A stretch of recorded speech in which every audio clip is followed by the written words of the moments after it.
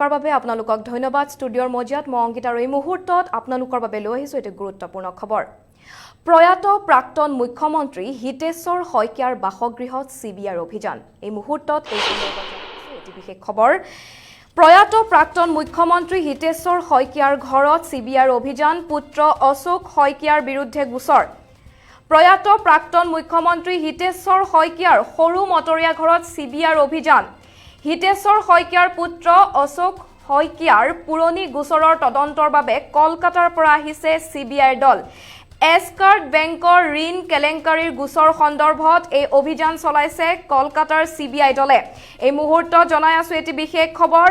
প্ৰয়াত প্ৰাক্তন মুখ্যমন্ত্ৰী হিতেশ্বৰ শইকীয়াৰ সৰু মটৰীয়া ঘৰত চিবিআইৰ অভিযান হিতেশ্বৰ শইকীয়াৰ পুত্ৰ অশোক শইকীয়াৰ পুৰণি গোচৰৰ তদন্তৰ বাবে কলকাতাৰ পৰা আহিছে চিবিআইৰ দল এছকাৰ্ট বেংকৰ ঋণ কেলেংকাৰীৰ গোচৰ সন্দৰ্ভত এই অভিযান চলাইছে চিবিআই দলে এই মুহূৰ্তত জনাই আছো এটি বিশেষ খবৰ প্ৰয়াত প্ৰাক্তন মুখ্যমন্ত্ৰী হিতেশ্বৰ শইকীয়াৰ বাসগৃহত চিবিআইৰ তদন্ত পুত্ৰ অশোক শইকীয়াৰ বিৰুদ্ধে গোচৰ এই মুহূৰ্তত জনাই আছো এটি বিশেষ খবৰ আদালতত পুনৰ আপিল কৰি পলাতক হৈ আছিল প্ৰাক্তন মুখ্যমন্ত্ৰীৰ পুত্ৰ অশোক শইকীয়া এতিয়া 9 নৱেম্বৰত অশোক শইকীয়া চিবিআইৰ বিশেষ আদালতত হাজিৰ হ'ব লাগিব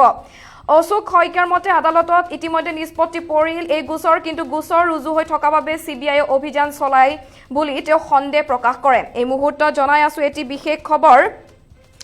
প্ৰয়াত প্ৰাক্তন মুখ্যমন্ত্ৰী হিতেশ্বৰ শইকীয়াৰ বাসগৃহত চিবিআইৰ তদন্ত এছকাৰ্ট বেংকৰ ঋণ কেলেংকাৰীৰ গোচৰত অভিযুক্ত অশোক শইকীয়া 2013 চনত দোষী সাব্যস্ত হৈছিল অশোক শইকীয়া অহা 9 নৱেম্বৰত চিবিআইৰ বিশেষ আদালতত হাজিৰ হোৱাৰ নিৰ্দেশ দিয়া হৈছে অশোক শইকীয়াক আৰু এই মুহূৰ্তত আপোনালোকক শুনাই লৈছো অশোক শইকীয়াৰ ভাষ্য বেংকৰ হৈ পেলাই অসম চৰকাৰে এটা চিবিআইৰ ওপৰত এটা কেছ কৰিছিলে সেই কেছটোক লৈ পেলাই জড়িত কৰিছিলে মোকো আৰু এইটো কেছৰ লগত অলৰেডি এটা কেছ নাছিলে দুটা তিনিটা কেছ আছিলে এটা কেছত অলৰেডি এপিলত চলি আছে দ্বিতীয় কেছটো হ'ল এটা সামান্য এটা ঋণ লোৱাৰ কাৰণে এটা কোম্পানীৰ নামত 9 লাখ টকাৰ এটা লোন আৰু সেই লোনটো লোৱা হৈছিলে 96-97 পিৰিয়ডত লোৱা হৈছিলে আৰু বেংকক উভতাই দিয়া হ'ল 2010-11 মানতে সেটেলমেন্ট কৰি পেলাই কিন্তু বেংকে যেহেতু চিবিআই কোৰ্টত কেছটো ৰুজু হৈ যোৱাৰ পিছত বেংকে নিজে গৈ পেলাই কোৰ্টত যেহেতু জনোৱা নাছিলে কাৰণে কেছটো ইমান দিনে হিয়াৰিঙৰ পিছে পিছে এটা দুটাকে ডেট আহি থাকে এতিয়া মোৰ ওচৰত আজি চিবিআই দলটো আহিছিলে অহা 9 তাৰিখে 9 নৱেম্বৰৰ দিনাখন কোৰ্টত এটা হিয়াৰিং ডেট আছে হেতুকে তেওঁলোকে মোক অৱগত কৰিলেহি আৰু মই হেতু কাৰণে এপিয়াৰ কৰিম আমাৰ ফালৰ পৰা ক'বলগীয়াখিনিৰ কাৰণে আমি এপিলো কৰিছিলোঁ আৰু হেতু এতিয়াও এপিলত চলি আছে গতিকে তাৰ জাজমেণ্ট এতিয়াও হোৱা নাই গতিকে আজি ক'বলগীয়া একো নাই হেতু কোৰ্টত আছে ইয়াত সঞ্চনি কৰিবলগীয়া একো নাই লুকাবলগীয়া একো নাই 9 তাৰিখৰ ডেটত আছে হিয়াৰিংটো আৰু 9 তাৰিখৰ ডেটৰ দিনাখন মই এপিয়াৰ হৈ পেলাই যিখিনি কৰিব লাগে প্ৰচেছ কোৰ্টৰ সেইখিনি কৰিম এইখন চিঠি লোন কেছটোৰ লগত অলৰেডি সেটেলমেন্ট হৈ যোৱা 2011 চনতে ইয়াত তলত লিখিও দিছে যে কোনো লোন নাই লোনখিনি নিষ্পত্তি হৈ গৈছে কিন্তু এটো বেংকে এটা ভুল কৰিলে এটা কিবা কাৰণ পলিটিক্যাল চক্ৰান্ত হ'ব পাৰে মই ইয়াত কমেন্ট দিয়াটো উচিত নহয় যেহেতু কেছটো কোৰ্টত আছে বেংকে জনাব লাগিছিলে চিবিআই কোৰ্টক যে তেখেতৰ লোনটো অলৰেডি নিষ্পত্তি হৈ গ'ল বুলি আৰু কোৰ্টে যেতিয়ালৈকে বেংকৰ পৰা নেপায় মোৰ কথা মতে চলিলে নহ'ব গতিকে মই এটা যেহেতু দুখী সাব্যস্ত কৰি পেলাই মোৰ ওপৰত কেছটো কৰিছিলে গতিকে বেংকে নিজে গৈ পেলাই যদি ক'ব আৰু যিটো ক'ব আমি এটা প্ৰক্ৰিয়া কৰিব লাগিব 2 বছৰমান এইটো সঁচাকৈ হিয়াৰিং হোৱা নাছিলে কাৰণ কোভিড চলি আছিলে কাৰণে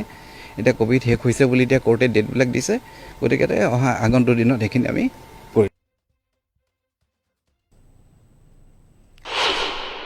এই মুহূৰ্তত আপোনালোকক জনাই আছো এটি বিশেষ খবৰ প্ৰয়াত প্ৰাক্তন মুখ্যমন্ত্ৰী হিতেশ্বৰ শইকীয়াৰ সৰু মটৰীয়া ঘৰত চিবিআইৰ অভিযান কলকাতাৰ পৰা আহিছে চিবিআইৰ দল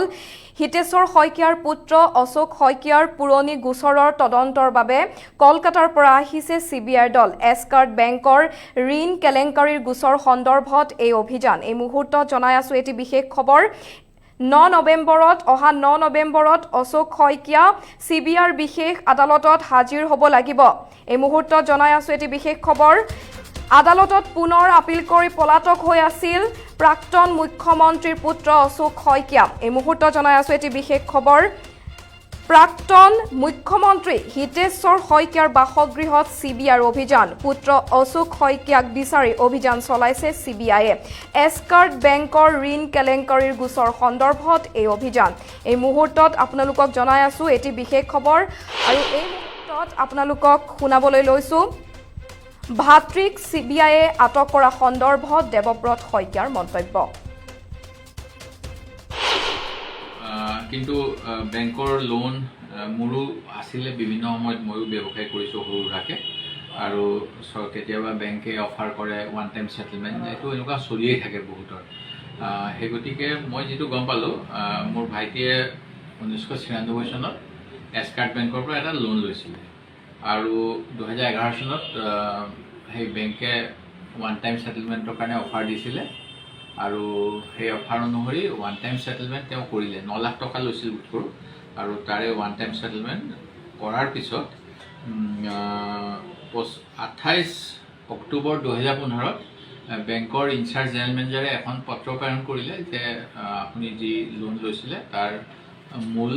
আৰু যি সুদ এই দুইখিনি পৰিশোধ কৰা হৈছে এতিয়া আমাৰ আৰু আপোনালোকৰ লগত কোনো বাকী নাই আৰু সেই গতিকে যদি ৰিকভাৰীৰ কাৰণে কেছটো চিবিআইক দিছিল বেংকৰ ফালৰ পৰাও এটা দায়িত্ব আছিল যে তেওঁলোকে বেংকক ক'ব লাগিছিল বেংকে ক'ব লাগিছিল চিবিআই যে আমি এইবিলাক মানুহৰ পৰা পাইছোঁ তেওঁলোকক আৰু আপোনালোকে ঋণৰ পইচা খুজি কোনো কেছত নলগাব বা কিবা এটা আৰু প্ৰকৃততে আজিকালিতো বেংকৰ লোন আদিৰ ক্ষেত্ৰত এটা বেলেগ ব্যৱস্থাই কৰিছে যিটো আপোনাৰ গোটেই বেংকবিলাকৰ মানে ঋণ ৰিকভাৰী কৰিবলৈ এটা বেলেগ ছিষ্টেম আছে সাধাৰণতে চিবিআই নলগায় কিন্তু এই ক্ষেত্ৰত মই মোৰ যি ভাই অশোক শইকীয়া অধিবক্তাক এইমাত্ৰ সুধিলোঁ তেওঁ ক'লে যে এইটো প্ৰকৃততে এনেকুৱা কোনো কেছেই হ'ব নালাগিছিল চিবিআই এৰেষ্ট কৰিব লগা নাছিল এতিয়া কৰিছে কি কাৰণে কৰিছে মই আৰু নাজানো এইবিলাক কথা মই ক'ব নাযাওঁ এইবিলাক কথা মই নাযাওঁ এইবিলাক সোমোৱা ক'ব নিবিচাৰোঁ একো কথা কিন্তু আদালতৰ পৰা ন্যায় পাব নিশ্চিতভাৱে আৰু তেওঁ দিব লগাখিনি পৰিশোধো কৰিছে সেই গতিকে এনেকুৱা নহয় যে বেলেগ বেলেগ কোনোবা দিবলগীয়াবিলাক পৰিশোধ নকৰাকৈ পলাই ফুৰে তেওঁ ঘৰতে আছিলে সেই গতিকে একো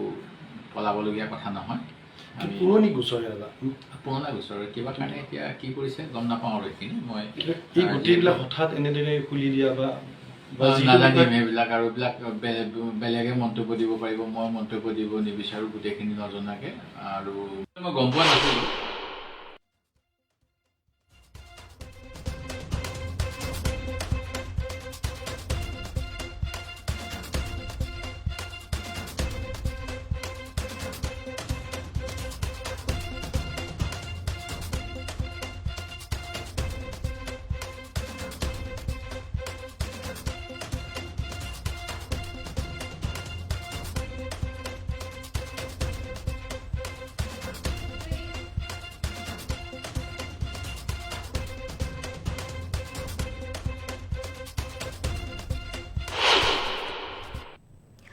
আপোনালোকে দেৱব্ৰত শইকীয়া আৰু অশোক শইকীয়াৰ ভাষ্য শুনিবলৈ পালে এছকাৰ্ট বেংকৰ ঋণ কেলেংকাৰীৰ গোচৰৰ বাবে চিবিআইয়ে তদন্ত অব্যাহত ৰাখিছে